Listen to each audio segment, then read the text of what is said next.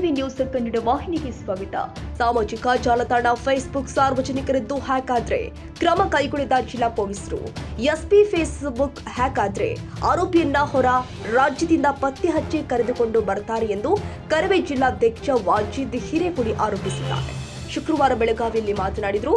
ಜಿಲ್ಲೆಯಲ್ಲಿ ಪೊಲೀಸ್ ಅಧಿಕಾರಿಗಳಿಗೊಂದು ಕಾನೂನು, ಸಾರ್ವಜನಿಕರಿಗೆ ಮತ್ತೊಂದು ಕಾನೂನು ಆಗಿದೆಯಾ ಅಂತ ಪ್ರಶ್ನೆ ಮಾಡಿದ್ದಾರೆ.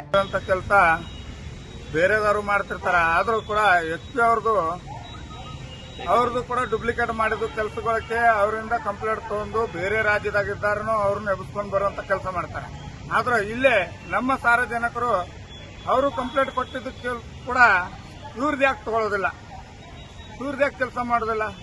ತಮ್ಮ ಅಧಿಕಾರಿಗಳದಾಗಿರುವಂತ ಕೆಲಸಗಳು ನೀವು ಅದನ್ನ 8 ದಿನದಲ್ಲಿ 10 ದಿನದಲ್ಲಿ ಒಂದು ಚಟ್ಪಟ್ ಕೆಲಸ ಮಾಡ್ತೀರಿ. ಇದು ಸಾರ್ವಜನಿಕರು ಕೊಟ್ಟಿದ್ದಂತ ಕಂಪ್ಲೇಂಟ್ಗಳು ಇದನ್ನು ನಮಗೂ ಯಾಕೆ ಕೆಲಸ ಮಾಡೋದಿಲ್ಲ ಅಂತ ನಾವು ನಿಮ್ಗೆ ಕೇಳ್ತಾ ಇದೀವಿ.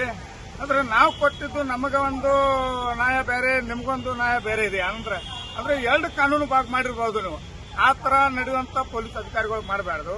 ಸಾರ್ವಜನಿಕರು ಅಂದ್ರೂ ಎಲ್ಲರೂ ಅವರು ಒಂದೇ. ನೀವು ಸಾರ್ವಜನಿಕರು ಇದ್ದಾರು, ನೀವು ಡಿಪಾರ್ಟ್ಮೆಂಟ್ ಆಗಿರ್ತೀರಿ.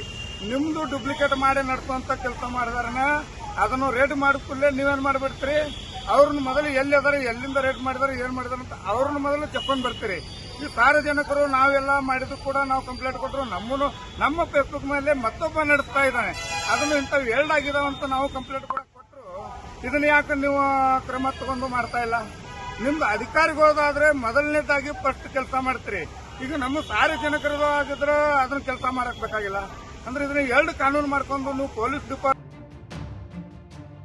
ತಾಜಾ ಸುದ್ದಿಗಾಗಿ ಎಂಟಿವಿ ನ್ಯೂಸ್ 24x7ಗೆ ಸಬ್ಸ್ಕ್ರೈಬ್ ಮಾಡಿ ಮತ್ತು ಬೆಲ್ ಐಕಾನ್ ಅನ್ನು ಒತ್ತಿ. ತಪ್ಪದೇ ಲಿಂಕ್ ಶೇರ್ ಮಾಡಿ.